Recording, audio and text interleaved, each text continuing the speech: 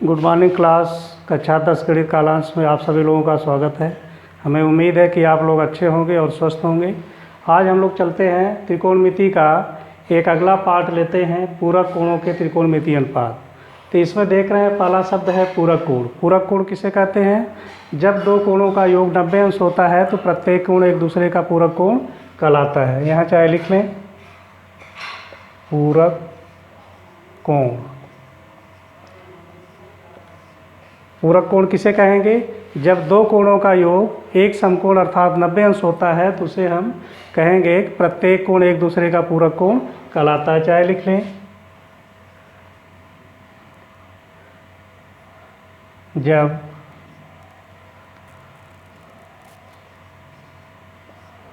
दो कोणों का योग एक समकोण अर्थात 90 अंश हो तो प्रत्येक कोण एक दूसरे के पूरक कोण कहलाते हैं। ठीक है। पूरक कोण क्या है? जब दो कोणों का योग एक समकोण या 90 अंश हो तो प्रत्येक कोण एक दूसरे के पूरक कोण कहलाते हैं। एक छोटे से चित्र के माध्यम से आप देख लें। जैसे आपका समकोण त्रिभुज है तो समकोण त्रिभुज में यह कोण 90 अंश ऑलरेडी होता है। इसको अगर हम थीटा ले लें तो यह क्या होगा? यह हो जाएगा 90 ऋण थीटा। ठीक है। जब हम यह तो 90 है, यह अगर थीटा लेंगे तो यह क्या होगा? 90 ऋण थीटा। क्यों होगा? क्योंकि इन दोनों कोणों का योग 90 अंश होगा। क्यों होगा? क्योंकि एक किसी भी त्रिभुज का तीनों अंतः कोणों का योग 180 अंश होता है। यहाँ एक ऑलरेडी 90 अंश है, दूसरे को अगर हम थीटा ले लेंगे तो तीसरा कोण 90 ऋण थीटा कहलाएगा। ठीक है। इसी प्रकार आप कह सकते हैं साइन 90 ऋण थीटा बराबर कास थीटा, कास 90 ऋण थीटा बराबर साइन का कास, कास का साइन, साइन थीटा, टैन 90 ऋण थीटा बराबर काट थीटा, काट 90 ऋण थीटा बराबर टैन थीटा, सेक 90 ऋण थीटा बराबर कासेक थीटा, कासेक 90 ऋण थीटा बराबर सेक थीटा।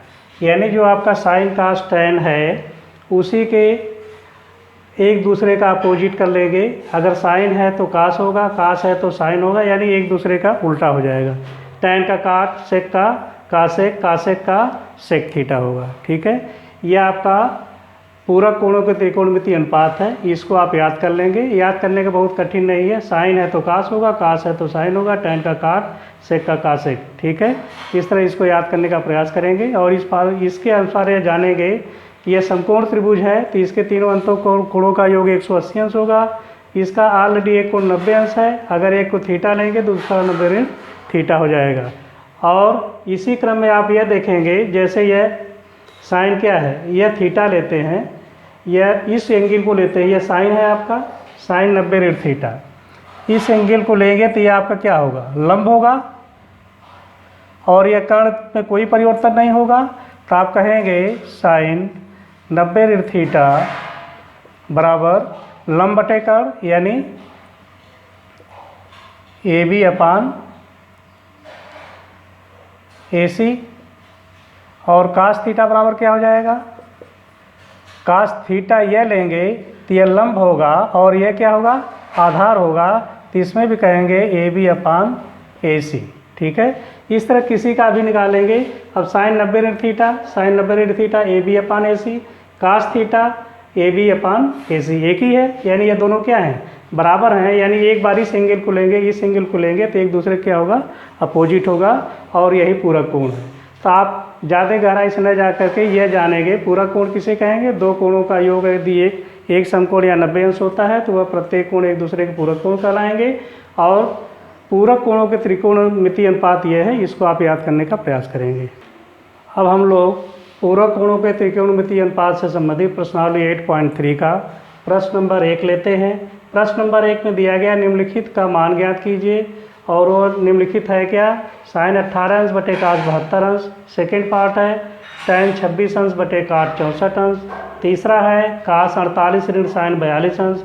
और चौथा है कास 31 अंश ऋण सेक 59 अंश। इस तरह की आपकी परीक्षा में सवाल 1-2 नंबर के आते हैं, और कंपटीशन में भी 1 नंबर का सवाल हमेशा आता रहता है। देखिए कैसे हल होगा ये आपका।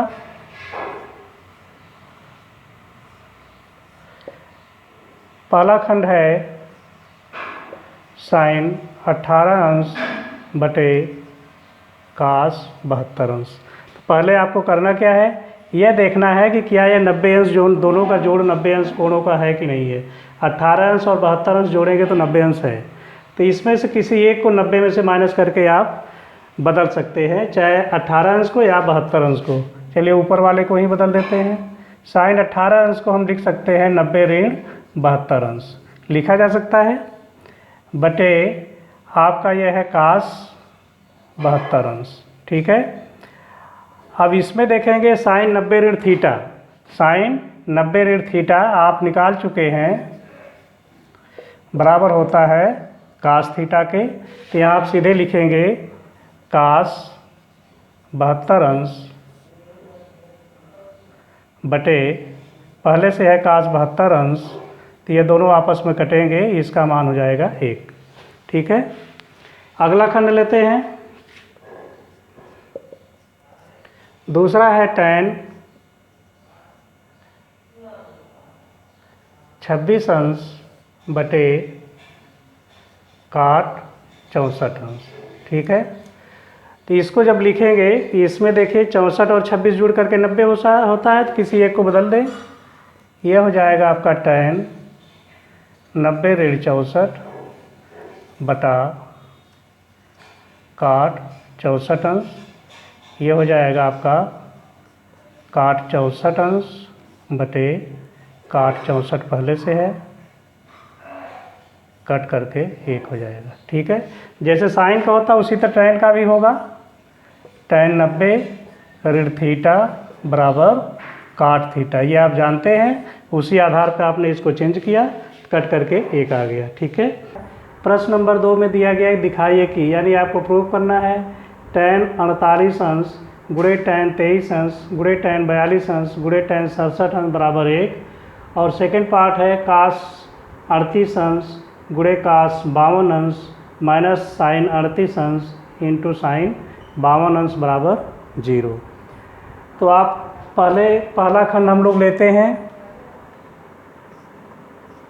पहले खंड में कहा गया है tan 48 अंश गुणे tan 23 अंश गुणे tan 42 अंश गुणे tan 67 अंश इक्वल टू 1। यही है ना। तो हम लेफ्ट हैंड साइड या राइट हैंड साइड एक साइड से लेके चलते हैं, लेफ्ट हैंड साइड से चलते हैं। लेफ्ट हैंड साइड में कहा गया tan 48 अंश इंटू tan 23 अंश इंटू tan 42 अंश इंटू tan 67 अंश, यही है ना।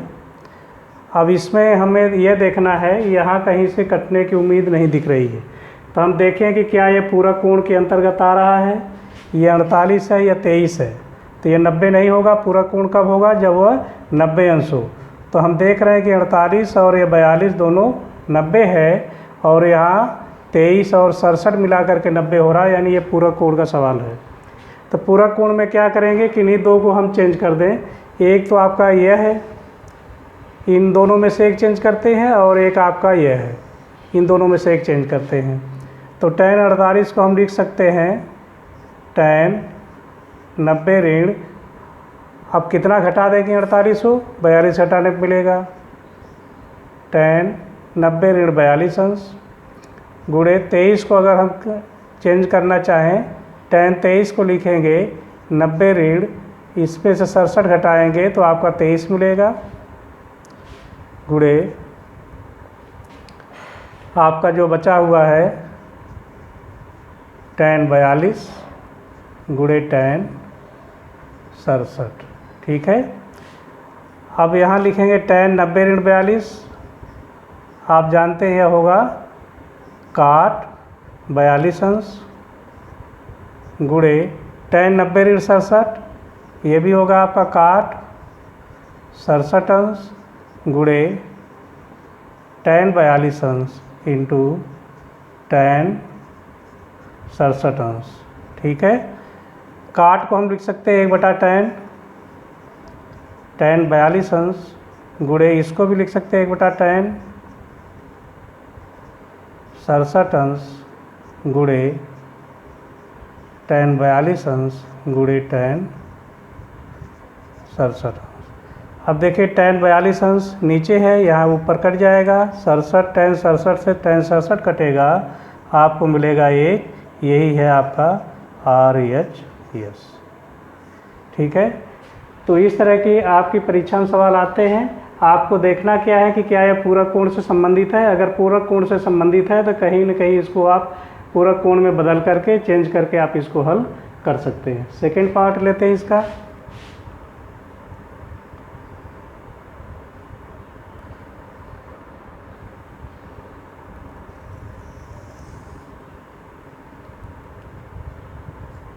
सेकेंड पार्ट में है cos 38 इंटू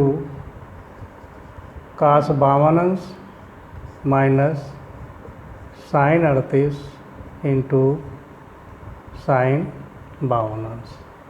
ठीक है, बराबर आपका है 0। तो LHS में आपका हो गया cos 38 अंश इंटू cos 52 अंश माइनस sin 38 अंश इंटू sin 52 अंश। ठीक है, अब यहाँ देख रहे हैं 38 और 52 90 हो रहा है, यानी पूरक है। यहाँ भी 38 और 52 90 हो रहा है, यानी ये पूरक कोण से संबंधित है। जब पूरक कोण से संबंधित है तो हम इसमें क्या करेंगे, या तो cos को sin में बदल दें या sin को cos में बदल दें। किसी एक को हम बदल लेते हैं, इसी के लिए बदलते हैं। cos 90 ऋण 52, 90 में से 52 घटाएंगे तो 38 मिलेगा, इंटू cos 90 ऋण 38 तो 52 मिल जाएगा, माइनस sin 38 अंश इंटू sin 52 अंश। ठीक है, तो यहाँ आपका हो जाएगा cos 90 ऋण 52, cos का हो जाएगा sin 52 अंश इंटू यहाँ भी sin 38 अंश माइनस sin 38 अंश इंटू sin 52 अंश। सीधा करके लिख लें, यहाँ 38 पहले तो 38 को हम चाहे बदल के लिख सकते हैं, sin 38 अंश इंटू sin 52 अंश माइनस sin 38 अंश इंटू sin 52 अंश। अब ये देख रहे हैं दोनों बराबर हैं तो कट जाएगा, आएगा यहाँ पे 0, इसको कहेंगे RHS। ठीक है, इस तरह आपने देखा cos 38 गुणे cos 52 माइनस sin 38 गुणे sin 52, ये क्या है, पूरक कोण से संबंधित है। तो पूरक कोण के लिए क्या करेंगे, cos 38 चलाने के लिए cos 90 में से 52 घटाएंगे तो cos 38 आ जाएगा। cos 52 के लिए 90 में से 38 घटाएंगे तो cos 52 हो जाएगा। जब ये चेंज होगा आपका cos 90 ऋण थीटा sin थीटा, cos 90 ऋण थीटा यहाँ भी sin थीटा। आप पहले से ही sin 38 गुणे sin 52 दिया गया है, इसको सीधा करके लिख लिया तो इस तरह साइन 38 गुणे साइन 52 माइनस साइन 38 गुणे साइन 52 दोनों आपस में कट जाएगा, यह 0 आएगा। तो इस तरह आप इस सवाल को लगाने का प्रयास करेंगे। ठीक है, आगे बढ़ते हैं। अगला क्वेश्चन आपका प्रश्न नंबर 3 है। प्रश्न नंबर 3 में कहा गया tan यदि tan 2a बराबर काट a माइनस 18, जहाँ 2a एक न्यून कोण है। ये ध्यान देना है, 2a क्या है, ये न्यून कोण है, अर्थात 2a का मान क्या है, 90 अंश से कम है। तो a का मान ज्ञात कीजिए। ठीक है, यानी 2a न्यून कोण है अर्थात 90 अंश से कम है, तो a का मान ज्ञात करना है। चलिए हल करते हैं।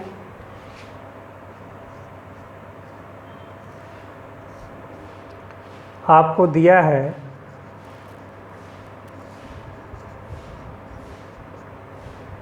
tan 2a बराबर काट a माइनस 18। ठीक है, तो या तो हम दोनों तरफ tan कर लें या दोनों तरफ हम काट कर लें। चलिए tan को ही चेंज कर देते हैं, तो यहाँ हम लिख सकते हैं काट 90 ऋण 2a बराबर काट a ऋण 18। अब यहाँ कंफ्यूज नहीं होना, काट 90 ऋण थीटा बराबर tan थीटा होता है, इसी को हमने यहाँ पे लिख दिया। अब दोनों पक्षों से अगर हम काट को हटा दें तो आपको मिलेगा, इसलिए हम कह सकते हैं 90 ऋण 2a बराबर a माइनस 18। पक्षांतर कर दीजिए, 90 इधर आकर के जुड़ जाएगा, 18 a इधर जाकर के जुड़ेगा 2a, तो हो गया 90 और 18 108 बराबर 3a, इसलिए a बराबर हो जाएगा 108 बटा 3। काटिए, 3 त्रिका 9 और 3 छक 18 यानी 36 अंश, इसलिए a बराबर हो गया 36। ठीक है, बहुत आसान सवाल है, लेकिन थोड़ा बच्चे कंफ्यूज हो जाते हैं परीक्षा में कि tan 2a दिया तो काट a माइनस 18 आप कैसे हल करें। बस हमें कुछ नहीं करना है, पूरक कोणों की मदद से आप इसको जैसे दिया है tan 2a बराबर काट a माइनस 18, तो हम कोशिश करें कि यहाँ काट है तो यहाँ भी काट ला दें, या यहाँ tan है तो यहाँ tan ला दें। तो आप देख रहे हैं यहाँ अगर 90 से करेंगे तो थोड़ा दिक्कत होगी, इसलिए यहाँ पर ही कर देते हैं। tan 2a को हम काट 90 2a लिख दिया। अब दोनों तरफ काट हो गया, काट को हटा दिया तो आपको मिला 90 ऋण 2a बराबर a माइनस 18। 90 धन 18 आप काट करके निकालेंगे तो a का मान आया 36। ठीक है, दूसरे तरफ से भी आप कर सकते हैं, जैसे देख लें tan लिखना एक ही है, हम बता देते हैं दूसरे तरफ से भी हो सकता है। यह कर सकते हैं काट को tan में चेंज करने के लिए tan 90 ऋण थीटा, तो ये ऋण थीटा की जगह a ऋण 18 रखेंगे। ठीक है, अब ये दोनों तरफ tan हो गया तो tan से tan कट जाएगा, आप कह सकते हैं 2a बराबर हो जाएगा 90। ये ब्रैकेट खोलिए या भी एक लाइन बढ़ा लें, यह बराबर हो जाएगा 90 ऋण a धन 18। यह हो गया 90 और 18 जोड़ेंगे तो 108 हो गया, माइनस a है इधर आकर के प्लस हो जाएगा।